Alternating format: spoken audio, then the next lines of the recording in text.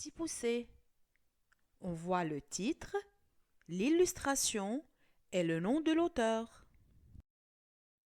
Le petit poucet.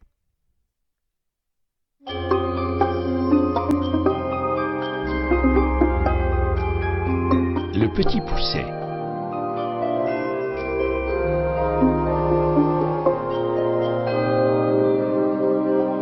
Une histoire des éditions Nathan, d'après le conte de Pérou et illustré par Charlotte Roderer.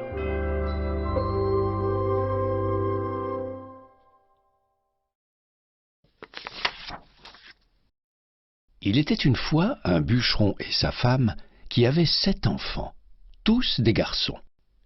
Ils étaient si pauvres qu'ils avaient du mal à les nourrir. Le dernier des fils était tout petit. Il n'était pas plus gros qu'un pouce, et c'est pour cela qu'on l'avait appelé le petit poucet. Cependant, il était très malin. Un soir, alors que les 7 frères étaient couchés, le bûcheron dit à sa femme : « Nous n'avons plus rien à manger. Si nous ne voulons pas voir nos enfants mourir de faim, il faut les perdre dans la forêt. » La femme protesta, mais à la fin, elle accepta. Or, le petit poucet, qui s'était caché sous le fauteuil de son père, avait tout entendu. Le lendemain, de bon matin, il alla au bord du ruisseau et ramassa des cailloux blancs qu'il fourra dans ses poches. Puis il rentra. Les parents emmenèrent les enfants dans une forêt sombre. Le bûcheron se mit à couper du bois, puis soudain, il s'enfuit avec sa femme. En se voyant seul, les enfants se mirent à pleurer. Mais le petit poucet suivit les cailloux qu'il avait semés sur le chemin et il ramena ses frères chez eux.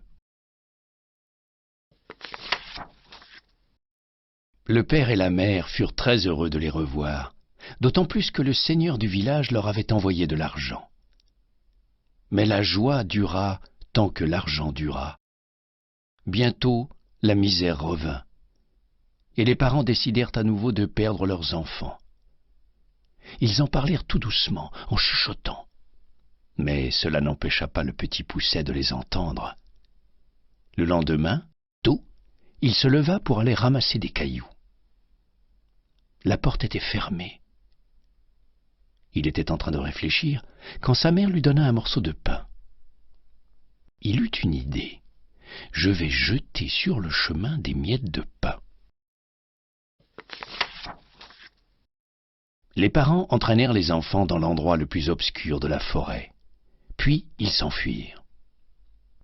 Le petit poucet pensait pouvoir retrouver son chemin comme la première fois, mais les miettes avaient disparu. Les oiseaux avaient tout mangé. Bientôt, vite, les enfants furent perdus. La nuit vint. Alors le petit poucet grimpa en haut d'un arbre, et il vit une petite lueur. En suivant cette lumière, les enfants arrivèrent devant une maison. Ils frappèrent à la porte, et une femme vint leur ouvrir. « Nous sommes perdus, » dit le petit poucet. « Pouvez-vous nous prendre chez vous ?»« Oh, mes pauvres enfants, c'est ici la maison d'un ogre qui mange les enfants. Mais je vous cacherai jusqu'à demain. » À peine les frères étaient-ils entrés qu'on frappa de grands coups à la porte. L'ogre était de retour. Vite, la femme cacha les 7 frères sous le lit et alla ouvrir. «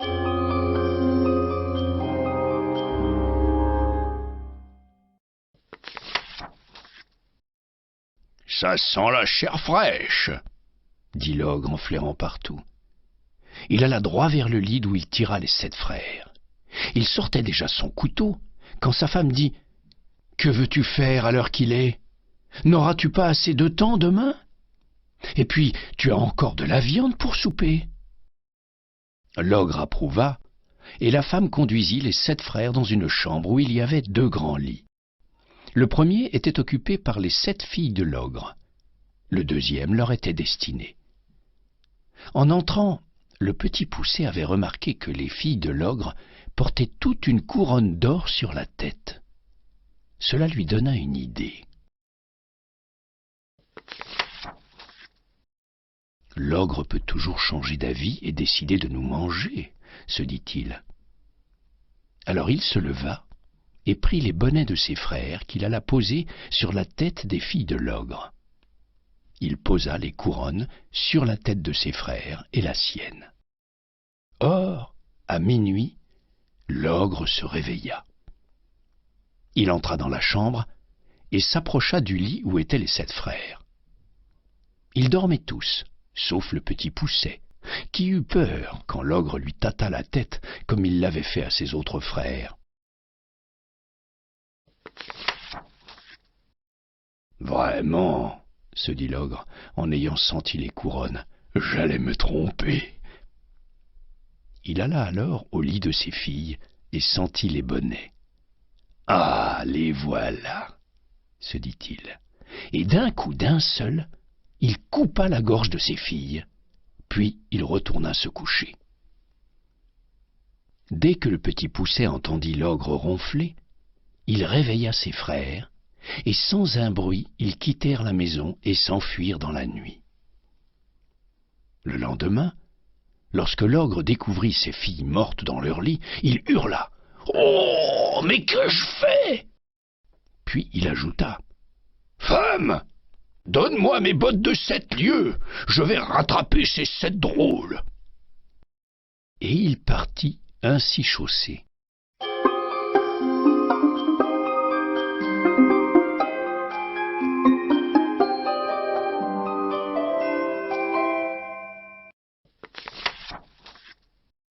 Les 7 frères étaient près de chez leur père quand ils aperçurent l'ogre qui sautait de montagne en montagne. Alors ils se cachèrent sous un rocher creux, et l'ogre, fatigué, s'allongea par hasard contre le même rocher et s'endormit. Le petit Poucet dit à ses frères d'aller retrouver leurs parents. Puis, une fois seul, il s'approcha de l'ogre et doucement, tout doucement, il lui enleva ses bottes et les mit à ses pieds. Et comme elles étaient magiques, les grandes bottes de l'ogre s'adaptèrent parfaitement aux petits pieds du petit Poucet.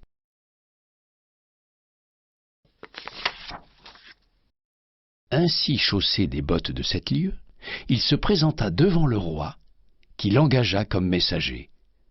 Le petit Poucet gagna ainsi beaucoup d'argent.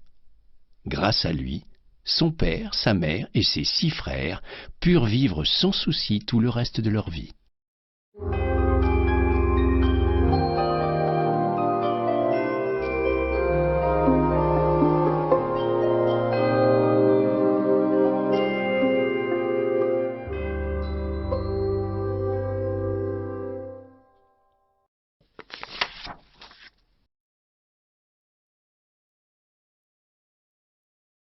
Il était une fois des bûcherons qui ne pouvaient pas alimenter leurs enfants et décidèrent de les abandonner dans les bois.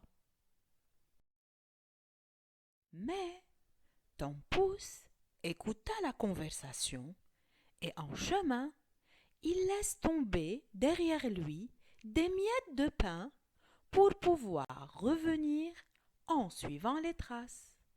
Mais les oiseaux les mangèrent et il ne savait plus quel chemin suivre pour revenir. Après une longue marche, Tom vit une petite maison au loin. Ils frappèrent à la porte. Une vieille dame leur ouvrit et leur donna asile. Son mari arriva et cria « Je sens une odeur d'enfant !» L'ogre les trouva et les enferma pour les manger.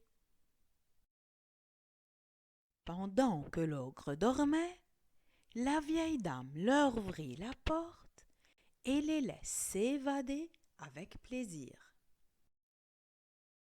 Le jour suivant, l'ogre se lança à la poursuite en suivant les traces laissées par les enfants.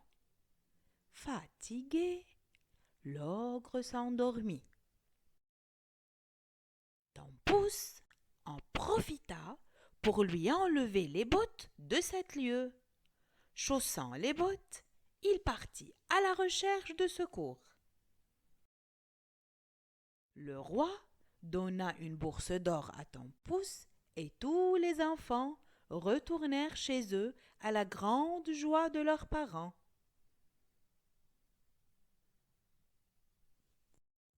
Range dans l'ordre chronologique de l'histoire. Les bûcherons abandonnent leurs enfants. Tom Pouce jette des miettes de pain pour retourner à la maison. Fatigué, il retrouve une petite maisonnette. L'ogre enferme les enfants pour les manger. Tom Pouce chausse les bottes de l'ogre.